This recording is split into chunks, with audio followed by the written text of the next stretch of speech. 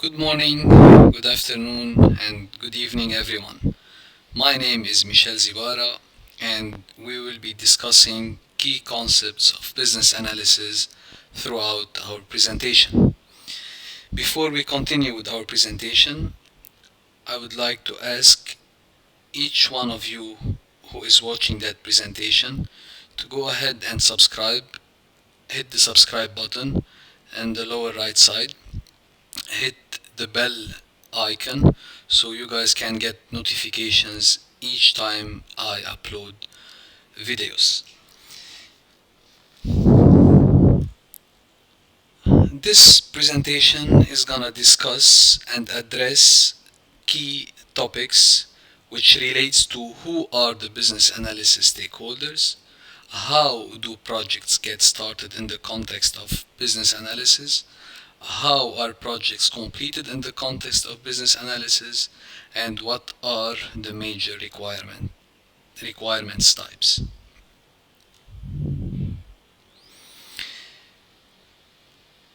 Who are the business analysis stakeholders? First of all, allow me to start by one statement which summarizes the key role of the business analyst. This is not everything, but I would like to start with that introduction. So, the business analyst clarify the business needs, gather specific requirements, and recommend solutions to these requirements, or recommend solutions to the business needs. It could be a problem, it could be an opportunity, or it could be a constraint, and we're going to discuss. So, business analysts are also responsible for the business case development. They are also responsible for managing the requirements and facilitating the solution design. We have to keep in mind that without stakeholders, without people to communicate with on their project, there would be no need for business analysis profession. So who are these people? Well, first of all, these are the stakeholders that are involved. We have the client or customer, that could be internal or could be external. That is internal to the organization or external to the organization. Agile team members. Agile team members like the coach, like the tester, like the product owner. All of these are agile team members. The solution team, for instance. Business subject matter experts, SME. Database administrators. These are the DBAs that are responsible for specifying the database process where, in terms of a repository, where all the information will be stored and kept. End user, engineer, problem owner, product owner, product manager, project manager, project team, regulator, solution team, software developer, sponsor, tester, vendor, or supplier. So, someone might ask me, well, what is the definition of each of these stakeholders? So, up to that extent, it's pretty clear. So, we can discuss, for instance, the business subject matter experts. Who are they? what do they do? What's their description? Business SMEs are specialists or executives who understand the business area,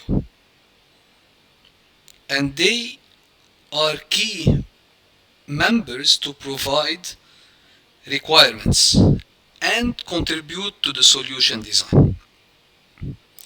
Alright? Database administrators, we have discussed it. They are the focal point for maintaining the data in the technical capacity, such as the data warehouse and the database. End users is the ultimate user of the solution. This is the person who will be utilizing the solution. And this is an important stakeholder that will help with the requirements and the solution design. Allow me to highlight, I always forget that. Right. Engineer, pretty simple. He has the technical knowledge about the solution and will help with the design or with building the solution.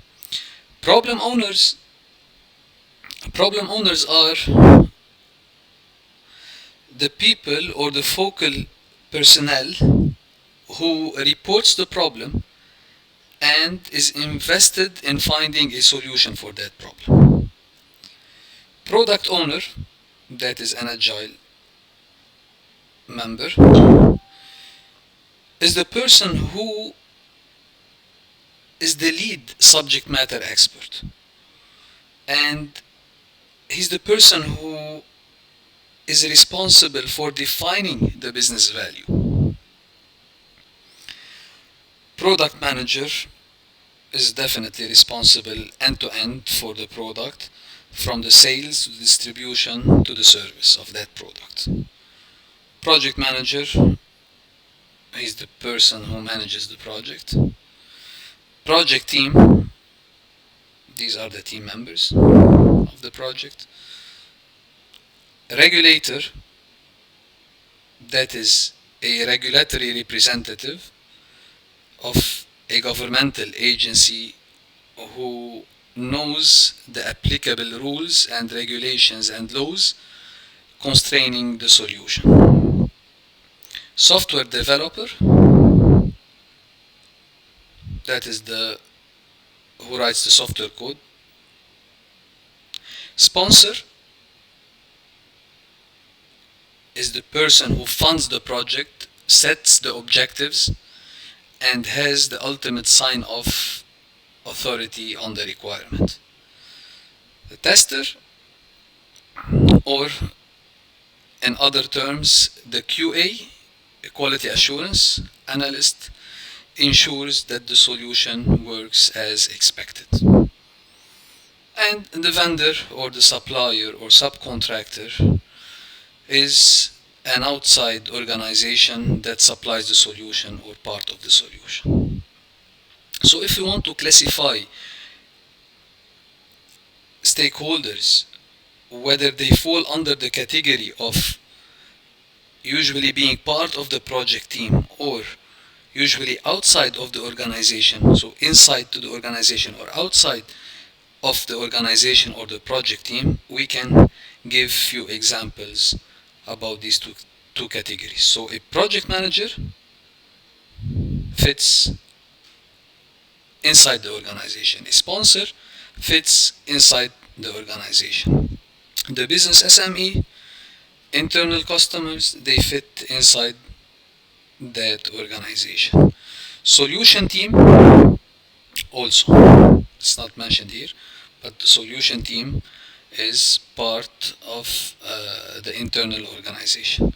The tester, also internal organization. Vendor or supplier, that is external to the organization.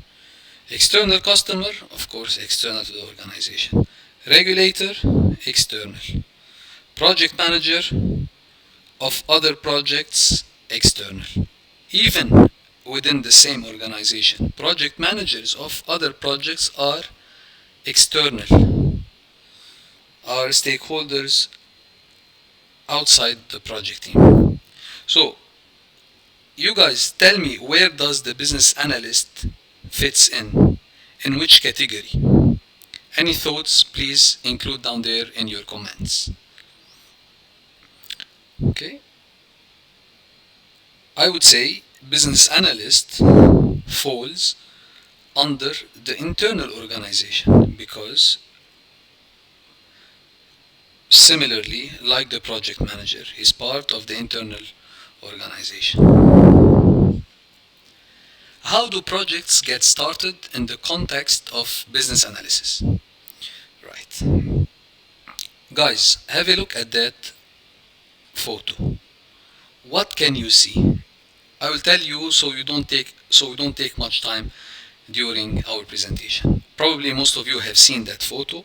Some they haven't seen it, but you will mainly see two people in that photo, depending on your perspective, because each individual is unique and looks at different values or different photos or different scenarios from his own or her own angle, her own perspective, his own standpoint. Why I have chosen that photo is that I want you to interlink it to a situation where the business analysts is aiding, or the business analyst key role is helping to solve differences of opinion. So looking at that photo once again,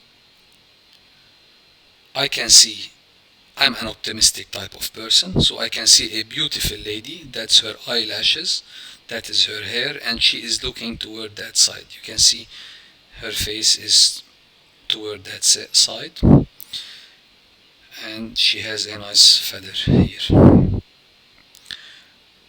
Looking at it this way, you can see, and by the way, you see a small nose here of the beautiful lady looking that side. The other type that you will see pessimistically is a witch, an old witch, and you can see her big nose, you can see her mouth, you can see her pointed chin down there. Okay, so two perspectives.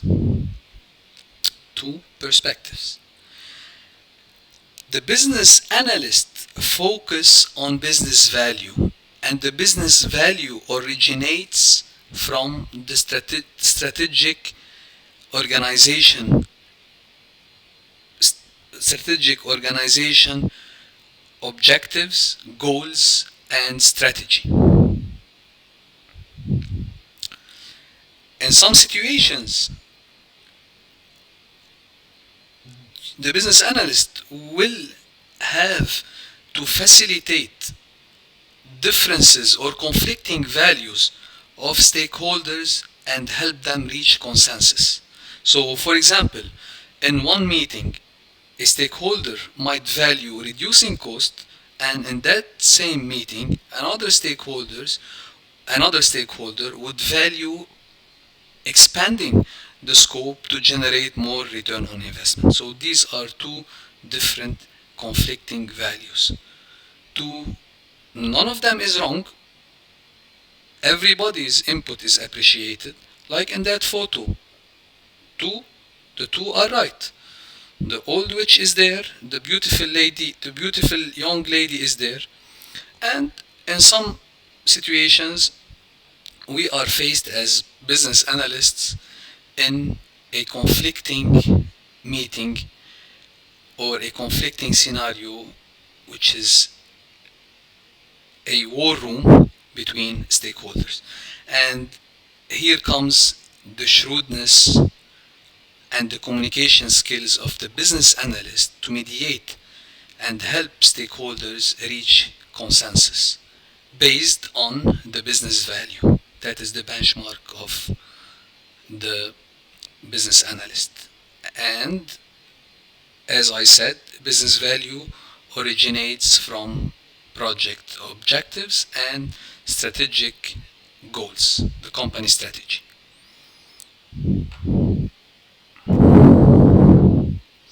How do projects get started in the context of business analysis? Below are the steps for turning a request into a project. First of all, common mistake, a lot of people ignore, or a lot of organizations have no process in place prior kickstarting a project. And that is a big mistake which leads to project failure and loss of business. This is a proven approach, and the sequence is important. Organizations that follow such approach will not face a difficulty prioritizing between projects, and therefore their projects, the likelihood of success is more after adopting this process, proven approach. First of all,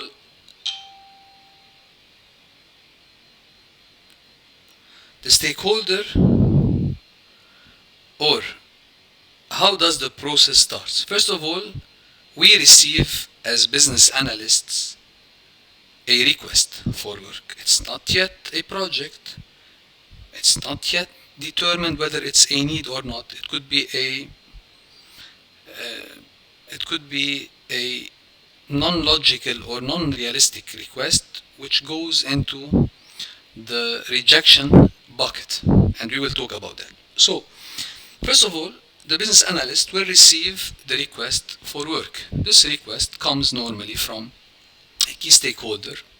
It comes from key stakeholder, definitely from the list that we have discussed before. It could be a business stakeholder. It could be a key stakeholder. It could be a customer. So anyone from the list which we have discussed in the previous slide. That request could be either a problem to solve or an opportunity to exploit, which brings business value and revenue to the company, or it could be a constraint, which is a rule or regulation that was mandated by the regulator. Also, the regulator is one of the stakeholders which we have discussed in the previous slide. That request is, first of all, received, understood, then it should be analyzed. That request should be analyzed. Is it pragmatic? Is it practical? Is it realistic? Does it comply with the project objectives? Does it comply with the business strategy, with our company strategy, with our company's culture? First of all, that due diligence should be made. And then that request, the magnitude of that request should be assessed. If during analysis it happens that this request is promising, further investigation is required. And if it is a must-do, then that is a potential project that's gonna that is a potential request that most likely is going to transform into a project. So it goes into the must-do bucket. If the analysis of that request, if that request, for instance, is a regulation, a mandatory regulation, therefore it goes into the must-do bucket. If it is not a promising or a nice to have request, it can go into the looks promising bucket. And if we found out the estimated or the assessed value of that request, of executing that request, costs more than the problem, therefore it goes into the rejection.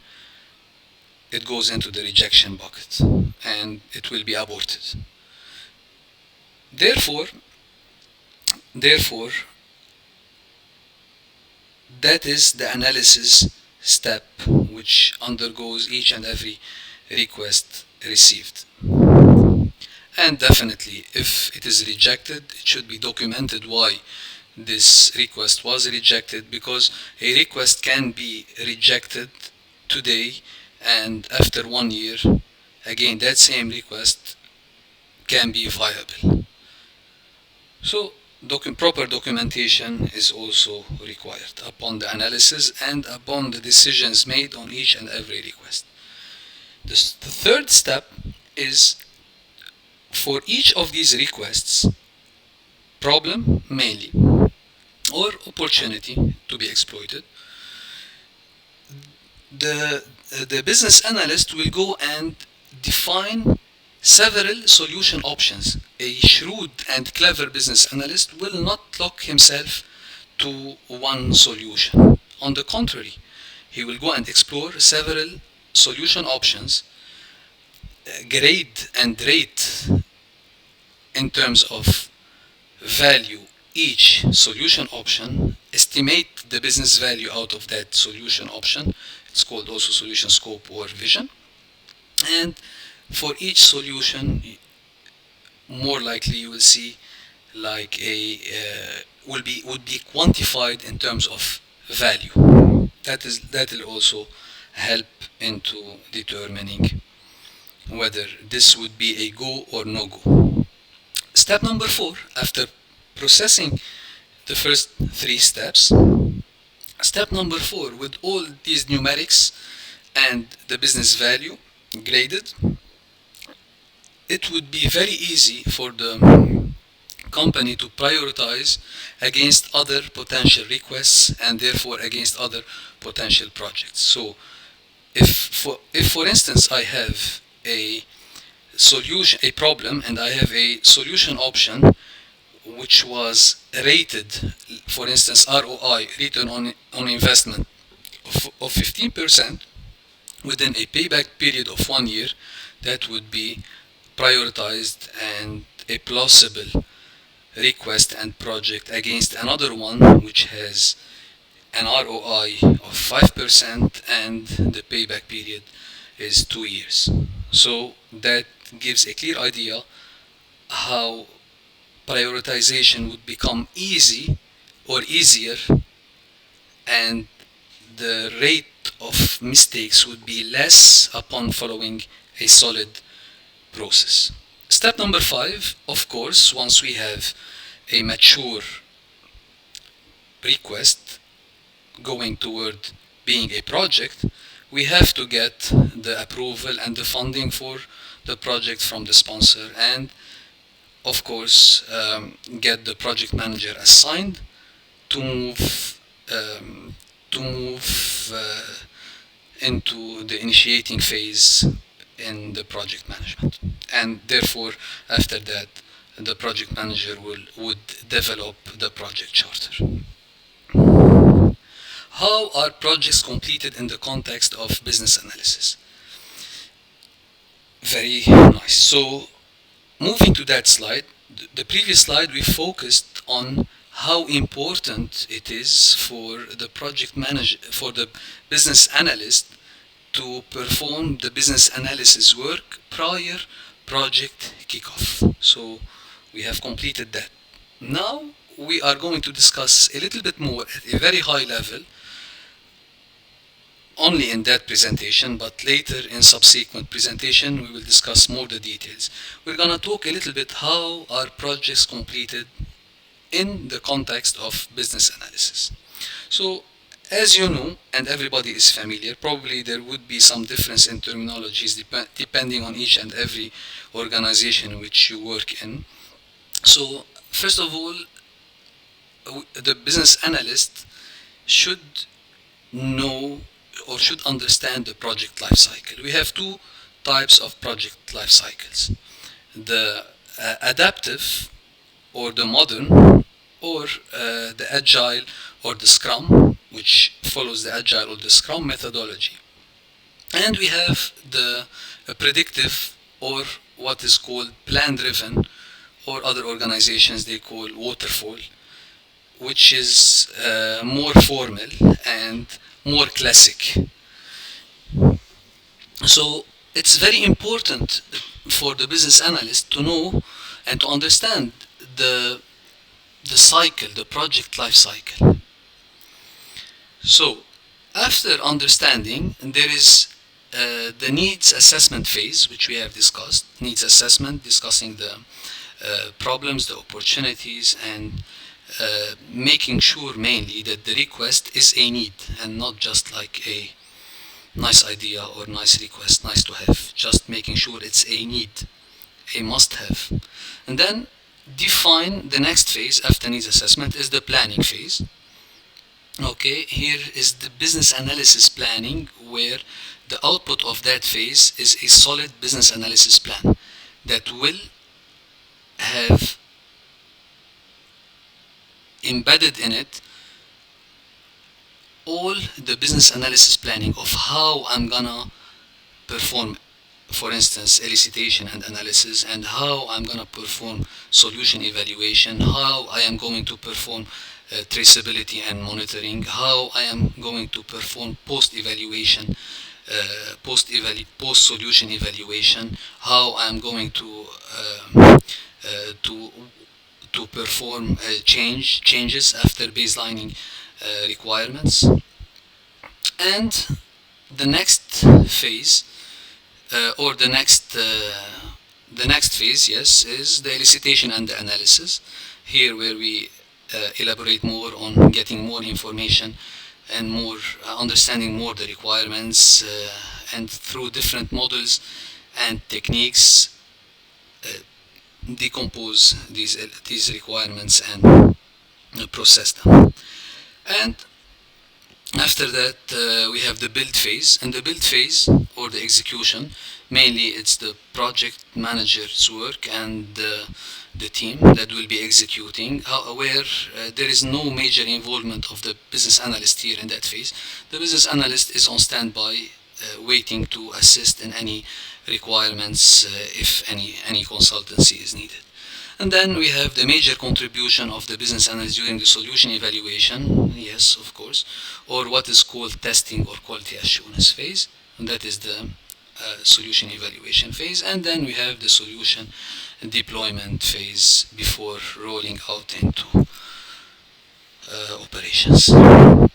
Okay, what are the major requirements types? We have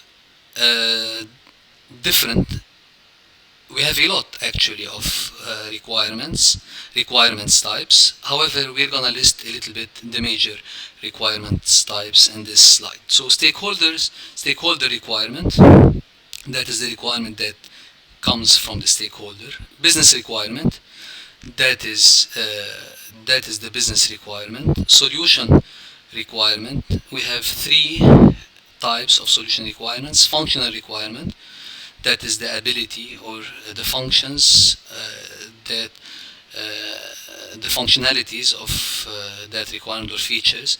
Non-functional requirement, mainly the portability, the security, and the performance of that solution requirement, mainly quality of service, for instance, and the quality requirement, which is the acceptance criteria. Another type of requirement is the transition requirement, and this is the set of trainings, procedures in place, management of change that will aid in smooth transition from the project to operations. Project requirements, that is constrained to the project and mainly the project manager. That is definitely the cost, schedule, budget, and quality and the scope. Regulatory requirements and legal requirements, they come hand in hand, and they are mainly the mandatory requirements that gets initiated from the governmental agency or government bodies. With that, we reach the final slide of our presentation, and for any questions, any answers which you would like, please raise them down in the comments. If you like that presentation, hit the like button. Uh, if you also would like to follow us on future videos and presentations, please subscribe to my channel. Hit the subscribe button in the low right hand side.